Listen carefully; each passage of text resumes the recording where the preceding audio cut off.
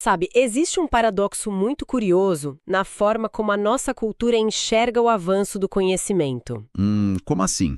É que, tipo, quando a gente pensa em grandes rupturas na física teórica ou naquelas revelações místicas super profundas, o nosso cérebro logo projeta umas imagens bem específicas, né? Ah, sim, com certeza. A gente imagina logo aqueles aceleradores de partículas multibilionários na Suíça. Isso, ou laboratórios do MIT cheios de supercomputadores, ou até, sei lá, monges que passaram décadas em silêncio absoluto no topo de uma montanha no Himalaia. É verdade. A gente supõe, quase por instinto, que uma coisa monumental exige um cenário igualmente grandioso e inacessível para a maioria das pessoas. O que, se a gente for parar para analisar a história da ciência e da filosofia, é uma visão bastante limitante. Totalmente. Porque muitas das maiores revoluções de paradigma ocorreram, tipo escritórios de patentes apertados ou através da observação de fenômenos super banais do dia a dia.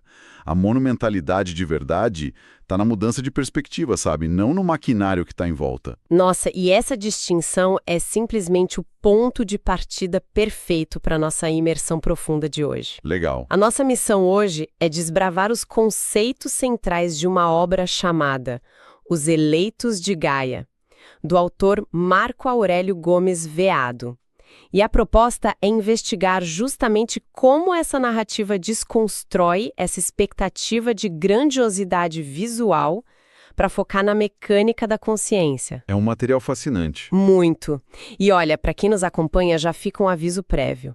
O que começa com uma roupagem de uma típica aventura infanto-juvenil, ambientada na pacata cidade de Formiga, no interior de Minas Gerais, rapidamente se revela um tratado super complexo. Complexo até demais em alguns pontos. Pois é, tem misticismo egípcio, tradição Rosacruz, cabala e até mecânica quântica no meio da história. E a genialidade da premissa está exatamente nesse choque de realidades, né? O autor usa o mundano, esse clima interiorano, meio que como um cavalo de Troia para introduzir conceitos pesados de física não local e hermetismo. Sim, e tudo começa num quartinho de bagunça que eles apelidaram de Michelab. O clássico laboratório de quintal. Exato. A premissa envolve 4 garotos de 13 anos, o Michel, o Gabriel, o Tiago e o Rafael. Só que em vez da rotina normal da cidade, eles usam um rádio Philips muito antigo, daqueles aparelhos de válvula, sabe? Sim, aqueles que demoram para esquentar. Isso mesmo. E eles usam isso para praticar algo chamado transcomunicação instrumental. Basicamente, eles fazem perguntas para o rádio e uma voz metálica responde. E não responde qualquer coisa. Não, a voz ensina conceitos absurdamente complexos de astronomia e física para esses pré-adolescentes. Certo, vamos desvendar isso um pouco. Por que 13 anos? Ah, essa é uma ótima pergunta. Porque assim, parece um detalhe totalmente mundano, mas eu fiquei curiosa e suspeito que tem uma arquitetura filosófica bem pesada sustentando essa escolha de idade para o contato com o desconhecido. Faz todo sentido você reparar nisso, porque a idade é literalmente o alicerce de toda a operação psíquica que rola no texto. Na tradição mística, os 13 anos não representam só a puberdade biológica. Representa o quê, então? Representa uma maturidade alquímica. É tipo o limiar exato entre aquela plasticidade imaginativa da infância e o desenvolvimento do pensamento lógico, mais estruturado e cético da fase adulta. Ah, tipo uma janela de oportunidade. Exatamente. Pensa no judaísmo, por exemplo, a gente tem o bar mitzvah nessa idade. Em várias tradições iniciáticas, é a idade onde o indivíduo se torna responsável pelo próprio karma. Caramba, verdade. Esses garotos, eles estão no estado de fronteira cognitiva.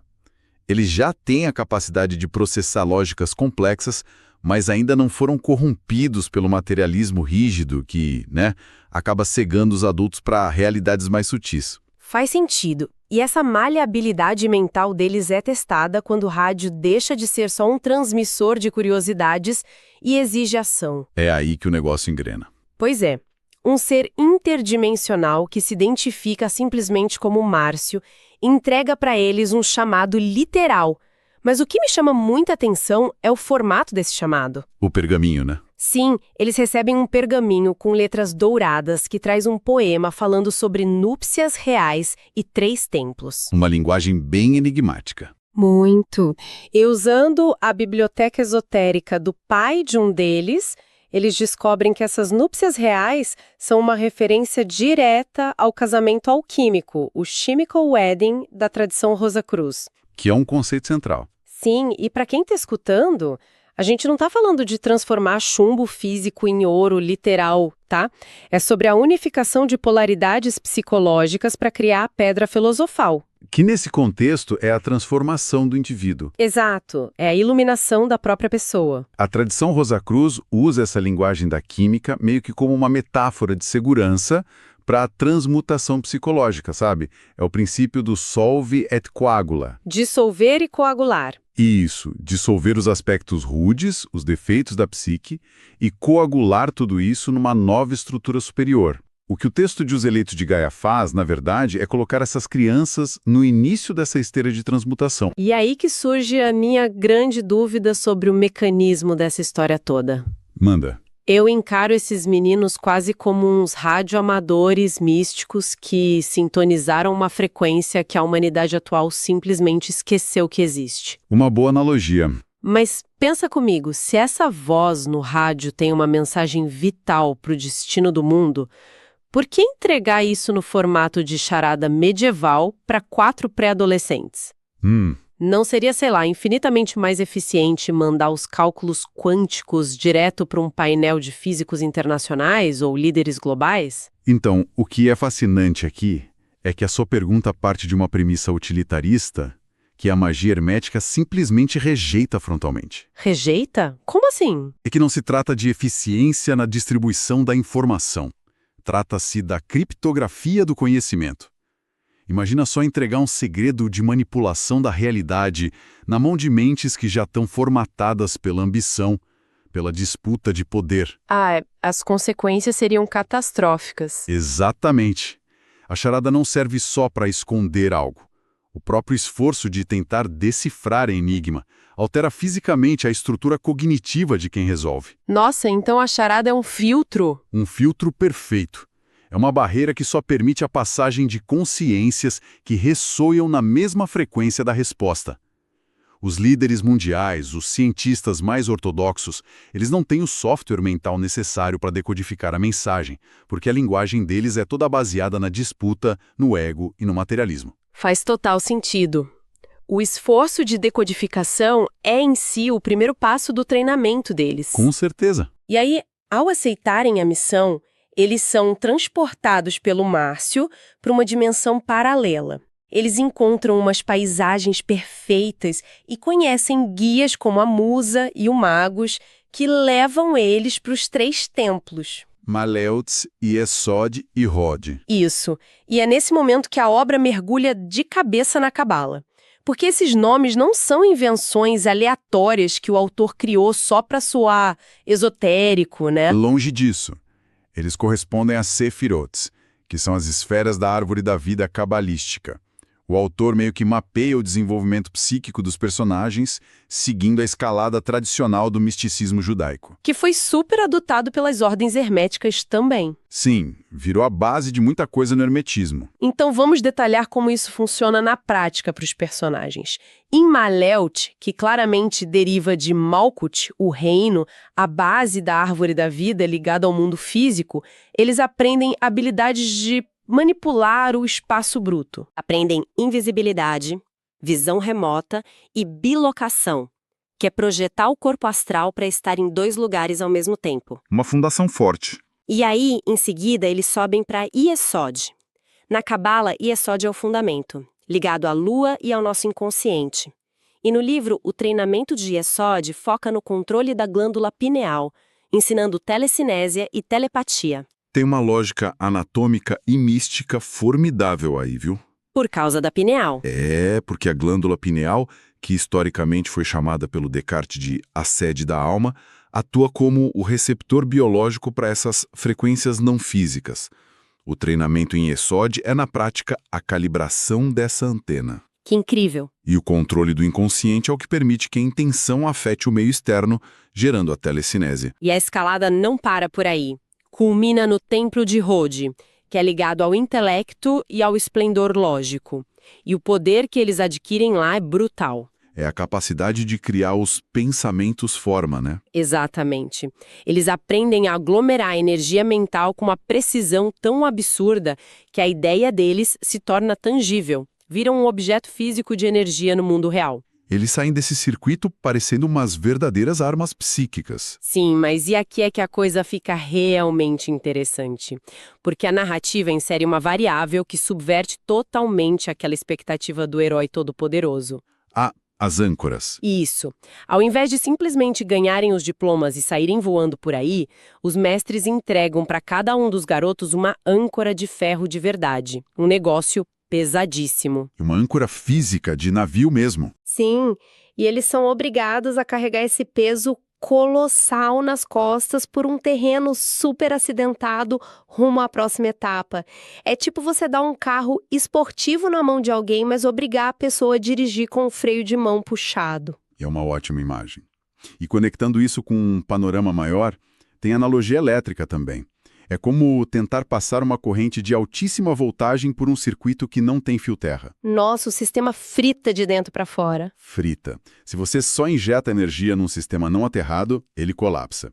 E mais pra frente, a deusa Asnak decodifica o peso dessas âncoras para eles. Elas não são só punições físicas. Não, elas são a materialização das densidades psicológicas que estão muito enraizadas em qualquer ser humano. Uma das âncoras representa o medo. A outra, o radicalismo. A terceira é a cegueira mental limitante. E a última é a maldade inerente, aquele instinto de destruição que a gente tem. O que levanta um questionamento fascinante sobre a questão do mérito, sabe? Não seria muito mais eficiente deixá-los ir direto ao objetivo sem esse peso todo? Aí que tá. O autor mostra que a evolução espiritual não é sobre atalhos mágicos. Não adianta nada você ter o intelecto de um gênio, dominar a telepatia, se o seu sistema operacional íntimo ainda é governado por vícios básicos. Eles têm que carregar os próprios defeitos que viraram matéria, para entenderem o peso real que essas falhas exercem na evolução da sociedade. Exato. E soltar essas âncoras antes de atravessar o umbral de Ísis não é só para aliviar as costas. É o rito de passagem provando que eles dominaram a si mesmos. Sem dominar o eu, o domínio do universo é impossível, né? A libertação das âncoras prova que o circuito deles foi estabilizado. Porque o medo e o radicalismo funcionam como parasitas da vontade. Perfeito.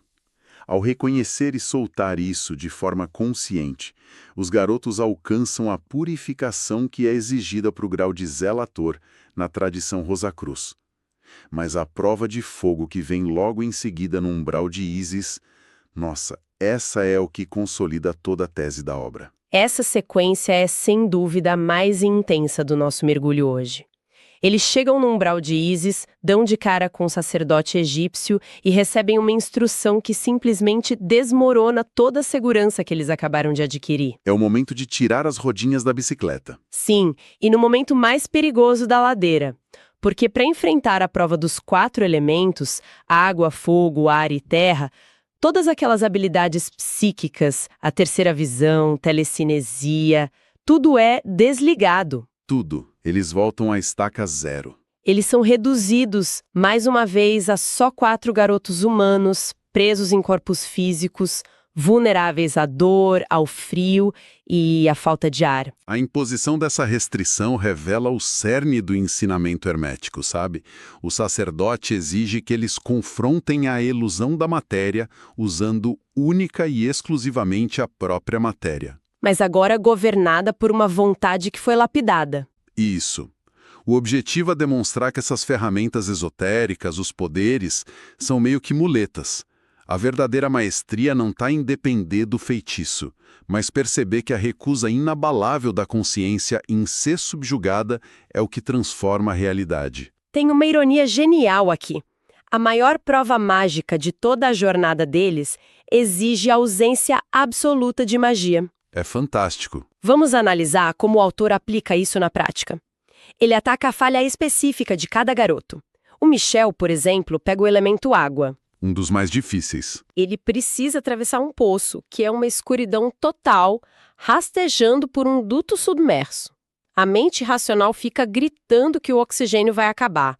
O desafio dele não é nadar mais rápido, mas usar estritamente o controle da respiração para não ceder ao pânico primitivo de morrer afogado. É o triunfo da vontade sobre o instinto.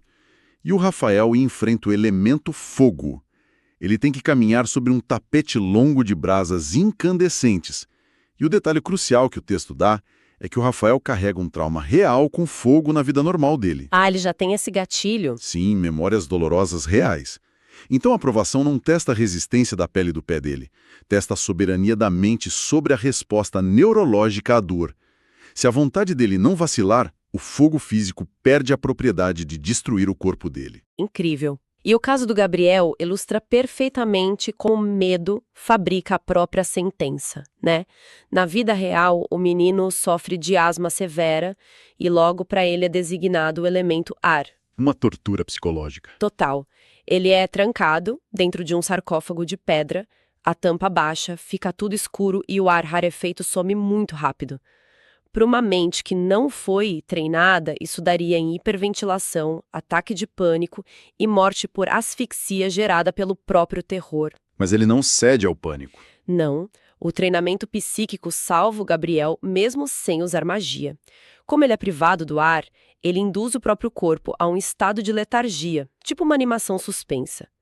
E é nessa privação que ele tem uma projeção astral espontânea e entende na prática que o tempo cronológico é uma ilusão. Ele vivencia a eternidade dentro de uma caixa onde ele deveria ter morrido em questão de minutos. Nossa, é a transmutação da fraqueza no momento da crise extrema. E a prova do Tiago, que pega o elemento terra, segue essa mesma linha. Ele é literalmente enterrado vivo numa catacumba. Ele fica recebendo paz de terra direto no rosto. Imagina a agonia. É claustrofóbico só de ler. Mas essa claustrofobia esmagadora dá lugar ao entendimento muito cristalino. O peso da terra sobre o corpo dele atua como uma metáfora do peso do materialismo estéril que a humanidade carrega. Ele sente isso fisicamente? Sim, e ao aceitar esse peso físico, ele busca o fruto do conhecimento interior. Aí ele sente uma leveza indescritível. Ele perde os sentidos do corpo, mas preserva a totalidade da consciência. Olha que coisa profunda. O que tudo isso nos mostra sobre os limites humanos.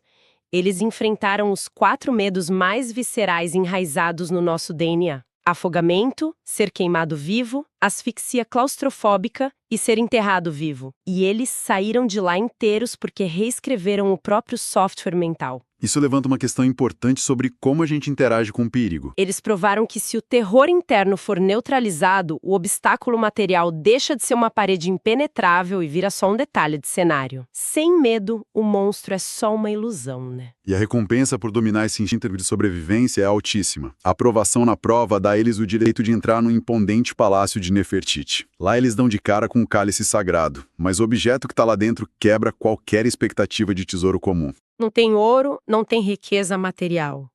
Eles encontram a mítica espada flamejante. E a Guardianice explica o simbolismo dessa arma. Que não é para atacar ninguém. Exato. A espada flamejante não é um artefato para desferir golpes num vilão. Os 2 gumes afiados dela representam a dualidade paradoxal do Homo sapiens. O bem e o mal. Isso. O ser humano abriga ao mesmo tempo o poder do Criador, que faz a vida e a arte, e o impulso do destruidor, que devasta tudo. A luz e a escuridão totais no mesmo espaço biológico. A posse dessa espada atesta que eles integraram essa dualidade. É o que o Carl Jung chamaria de assimilação da sombra. Um ser humano que não reconhece o próprio potencial destrutivo, no fundo, é escravo dele. A espada ensina que a dualidade não tem que ser negada, mas empunhada com consciência e propósito. Então, o que tudo isso significa para o clímax da história?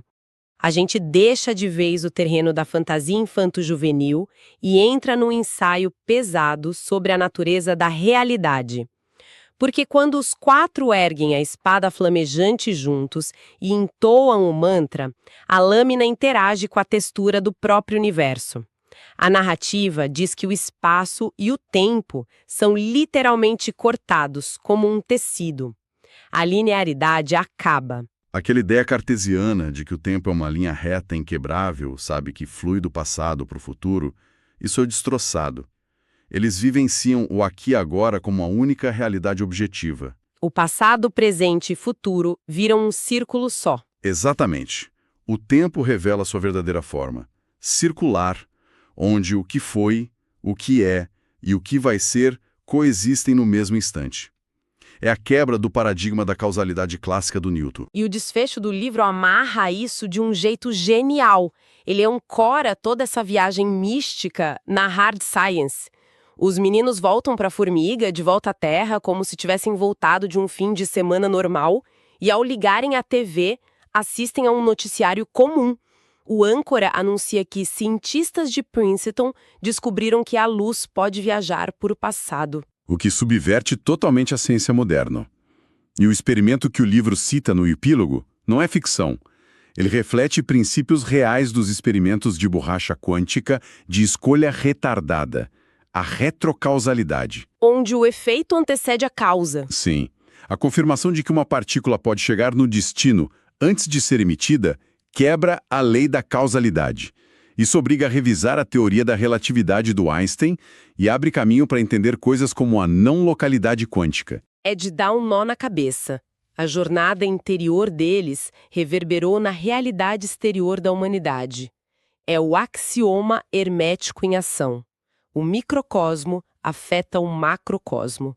E os eleitos de Gaia demonstra que o misticismo e a física teórica de ponta estão observando a exata mesma mecânica universal, só com vocabulários diferentes. O misticismo intuiu o círculo do tempo milhares de anos antes da mecânica quântica provar isso em equações. É fascinante. Para fazer um resumo da nossa análise hoje, a gente começou num quarto bagunçado com o rádio velho em Minas Gerais e terminou reescrevendo as leis da causalidade no nível subatômico. Uma jornada e tanto. Isso prova que o maior, o mais perigoso e sofisticado laboratório de descobertas não é feito de aceleradores de partículas de metal. Esse laboratório é a própria consciência humana lapidada. Sem o autodomínio, qualquer tecnologia é inútil. Com certeza. E para amarrar esses conceitos, eu queria deixar uma provocação para quem está ouvindo a gente dar uma ruminada depois.